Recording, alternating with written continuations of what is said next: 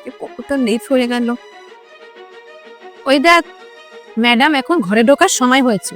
কি গো তুমি? হ্যাঁ, এটা একটা সময় ঘরে ঢোকা? 10টা বেজে গেছে, ঘরে এত কাজ পড়ে রয়েছে, রান্না বান্নাও তো এখনো হয়নি। কখন রান্না করবে, কখন আমরা খাবো? মা, আপনি একটুখানি দাঁড়ান, আমি এখনই খাবার বানিয়ে দিচ্ছি। আর কত টাইম লাগাবে? তোমার যখন দেরি হবে তাহলে সেটা আমাদের ফোন করে জানাওনি কেন? তাহলে এরকম খিদে পেটে বসে থাকতাম না আমরা।